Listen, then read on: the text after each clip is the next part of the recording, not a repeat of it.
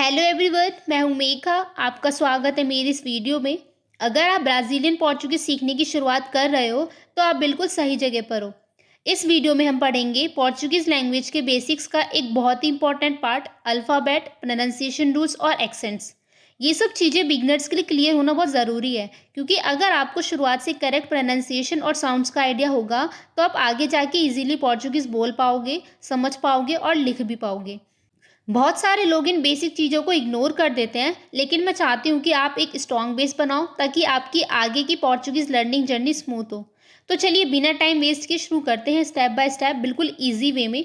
सबसे पहले शुरुआत करते हैं पोर्चुगीज़ के अल्फ़ाबेट से, जिसे हम अल्फ़ाबेतु कहते हैं। अल्फ़ाबेट को समझना बहुत इंपॉर्टेंट है, क्योंकि इसी से हमें हर वर्ड का करेक्ट प्रोनाउंसिएशन समझ में आता है। पोर्चुगीज़ अल्फ़ाबेट में 26 लेटर्स होते हैं, बिल्कुल इंग्लिश जैसे। लेकिन कुछ लेटर्स की प्रोनाउंसिएशन अलग होती है और कुछ लेटर्स पोर्चुगीज़ में रेयरली यूज़ किए जाते हैं। तो चलिए एक एक लेटर को देखते हैं, उसका नाम क्या है और उसकी साउंड क्या होती है। अब मैं आपको पोर्चुगीज़ के सारे अल्फ़ाबेट्स प्रोनाउंस करके दिखाऊंगी।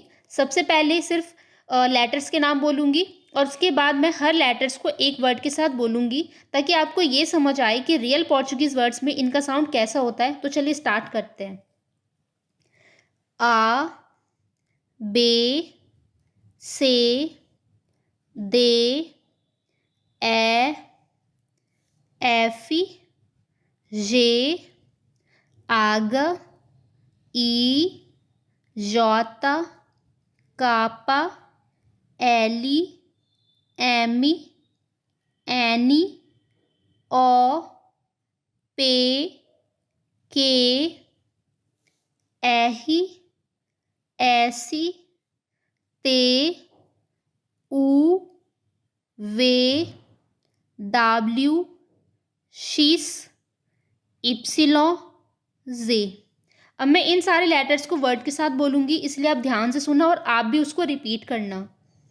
आ जे अमोर, बे जे बोला, से जे काजा, दे जे दोसी, ए जे इस्कोला, एफी जे फाका, जे गातू, आगा जे हॉस्पिटल, ई जे इग्रेजा, जोता जे जानेला, कापा जे कीवी, एली जे लीवरू, एमी जे मेज़ा, एनी जे नोइची, ओ जे ओल्यू, पे जे पाव, के जे केजू, एही जे हुआ, ऐसी जे सपातू, ते जे त्रेई, ऊ जे ऊर्सो, वे जे वाका, डाब्ल्यू जे वाफेर, शीस जे शिकारा, इप्सिलॉन जे यास्मीन, जे ज़ेब्रा।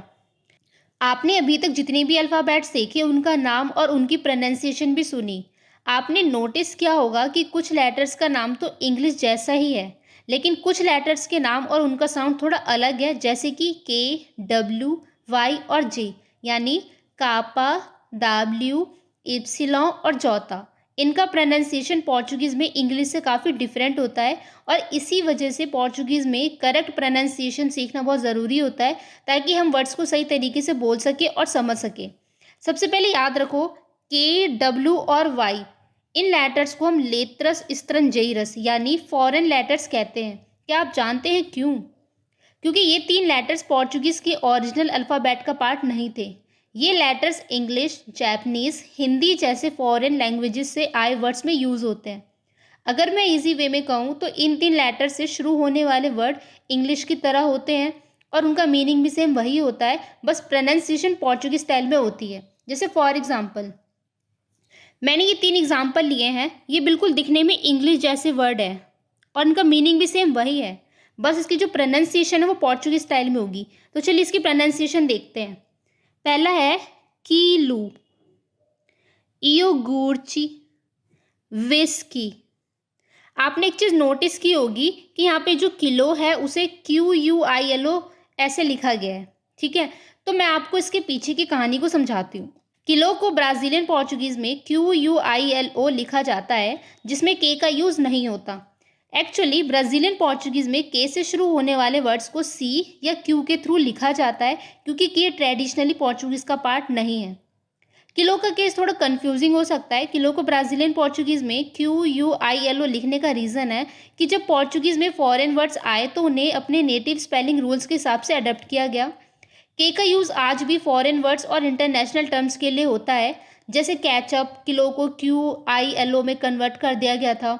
ये एक हिस्टोरिकल चेंज है जिसमें पोर्चुगीज़ ने अपनी अल्फ़ाबेटिक सिस्टम को ज़्यादा कंसिस्टेंट बनाने के लिए कुछ फॉरेन वर्ड्स को अडॉप्ट किया था। इसीलिए के से शुरू होने वाले वर्ड्स को सी या क्यू के थ्रू लिखने का प्रैक्टिस ब्राज़ीलियन पोर्चुगीज़ में दिखता है। सेम यही रूल लेटर डब्ल्यू और वाई के साथ फॉलो होता है। कुछ वर्ड्स इंग्लिश जैसे होते हैं और कुछ वर्ड्स जिन्हें अपने नेटिव स्पेलिंग रूल्स के हिसाब से अडॉप्ट किया गया। ये दिखने में बिल्कुल इंग्लिश जैसे वर्ड होते हैं और मीनिंग भी सेम वही होता है, बस प्रोनाउंसिएशन पोर्चुगीज स्टाइल में होती है। बस आपको इतना याद रखना है कि ये जो 3 लेटर्स हैं ये ट्रेडिशनली पोर्चुगीज़ का पार्ट नहीं है, इन्हें दूसरी लैंग्वेज से बोरो किया गया है। ठीक है, अब यहाँ पे एक नोट है, यहाँ पे जो ईओ गुर्ची है पोर्चुगीज़ में इसकी करेक्ट स्पेलिंग ये है, लेकिन कुछ लोग इसको ऐसे भी लिख देते हैं इंग्लिश की इन्फ्लुएंस की वजह से, तो इसीलिए हम इसको ईओ गुर्ची भी पढ़ सकते हैं और यो गुर्ची भी। ठीक है, आई होप आपको ये तीनों लेटर्स की पूरी कहानी अच्छी समझ आ गई होगी। अगर फिर भी कोई डाउट हो तो आप मुझे कमेंट बॉक्स में लिखकर बता सकते हैं। अब हम आगे बढ़ते हैं प्रोनाउंसिएशन रूल्स की तरफ, जिसमें मैं आपको सिंपल और इजी तरीके से बताऊंगी कि कौन से लेटर कब कैसा साउंड निकालते हैं। तो चलिए अब आगे बढ़ते हैं प्रोनाउंसिएशन रूल्स की तरफ, जिसे बिगनर्स को पहले दिन से समझना चाहिए। सबसे पहले बात करते हैं हम लेटर सी की, जिसे ब्राज़ीलियन पोर्चुगीज़ में से कहा जाता है। अगर लेटर सी AOU से पहले आता है तो ये साउंड देगा का। जैसे फॉर एग्जांपल काजा, कॉर्पू, कुल्तूरा। और अगर लेटर सी ई और आई से पहले आता है तो ये साउंड देगा सा का, जैसे सेदू, सिदाजे। अब बात करते हैं लेटर जी की, जिसे ब्राज़ीलियन पोर्चुगीज़ में जे कहा जाता है। अगर लेटर जी AOU से पहले आता है तो ये साउंड देगा गा का। ठीक है, जैसे फॉर एग्जांपल गातू, गौता। और अगर लेटर जी ई और आई से पहले आता है तो साउंड करेगा जा का, जैसे हम बोलते हैं ना मैजर, यहाँ पे जो एस है वो जा का साउंड दे रहा है, तो ऐसे जब लेटर जी ई और आई से पहले आएगा तो ये साउंड देगा जा का, जैसे जेंची, जिराफा। अब बात करते हैं लेटर डी और टी की। जब डी ई होगा तब कैसा साउंड देगा, डी आई होगा तब कैसा साउंड देगा, टी ई होगा तब कैसा साउंड देगा, टी आई होगा तब कैसा साउंड देगा। तो चलिए देखते हैं। डी ई होगा तो ये साउंड देगा जे का, डी आई होगा तो ये साउंड देगा जी का, टी ई होगा तो ये साउंड देगा चे का, टी आई होगा तो ये साउंड देगा ची का। जैसे फॉर एग्जांपल जिया। हम इसे जिया क्यों बोल रहे हैं, क्योंकि अभी हमने देखा कि जब डी आई होगा तो हम साउंड देंगे जी का, तो इसीलिए हम यहाँ पे क्या पढ़ रहे हैं, जिया। अब ये है तारजे। अब लास्ट में क्या है, डी ई। अभी हमने पढ़ा है तो डी ई होगा तो ये साउंड देगा जे का, इसीलिए हम यहाँ क्या बोलेंगे, तारजे। अब बात करते हैं लेटर एच की। इसे ब्राज़ीलियन पोर्चुगीज़ में आगा कहते हैं। तो जो हमारा लेटर एच है वो हमेशा साइलेंट रहता है, उसको हम नहीं पढ़ते। हम यहाँ पे क्या पढ़ेंगे, इसको ओ मेई। अब आप ये सोच रहे होंगे कि मैं इसे ओमेई क्यों पढ़ रही हूँ, ओमेम क्यों नहीं पढ़ रही। तो जो आपका ये कन्फ्यूज़न है वो मेरी नेक्स्ट वाली वीडियो में दूर हो जाएगा, इसीलिए उसको ज़रूर देखना। तो इसीलिए अभी के लिए इसको आप पढ़ो ओमेई। अब बात करते हैं लेटर आर की, जिसे ब्राज़ीलियन पोर्चुगीज़ में ए ही कहते हैं, at the beginning of a word. अगर किसी वर्ड में हमारा लेटर आर स्टार्टिंग में आता है तो वो साउंड देगा हा का, जैसे हाथू। अगर वो किसी 2 वॉवल्स के बीच में आता है तो वो साउंड देगा सॉफ्ट आर, जैसे कारू। अगर डबल आर होगा तो वो देगा हा का साउंड, जैसे काहू। ठीक है, अब बात करते हैं लेटर एक्स की। लेटर एक्स की बहुत सारे साउंड होते हैं डिपेंडिंग ऑन द वर्ड। अब बात करते हैं लेटर एक्स की, जिसे ब्राज़ीलियन पोर्चुगीज़ में शीस कहा जाता है। ठीक है, हमारे जो लेटर एक्स है उसके बहुत सारे साउंड होते हैं डिपेंडिंग ऑन द वर्ड, जैसे फॉर एग्जांपल शिकारा, एजातू, टैक्सी। और हाँ, ब्राज़ीलियन पोर्चुगीज़ में जब ओ किसी वर्ड के एंड में होता है या अनस्ट्रेस्ड होता है तो उसका साउंड ऊ जैसा होता है, जैसे यहाँ पे मैंने पढ़ा ना, हाथू, कारू, काहू। ठीक है, अब बात करते हैं सी एच की। जब सी एच होगा तो ये साउंड देगा शा का, जैसे शावी, शोकोलाची। एल एच होगा तो ये साउंड देगा ल्या का, जैसे फील ल्यू। ठीक है, एन एच होगा तो ये साउंड देगा न्या का, जैसे मान्या। लेकिन कुछ लोग इसको माइया भी पढ़ते हैं, जैसे ये ना है, न्या है ना, न्या, इसको इया भी पढ़ते हैं, जैसे माइया।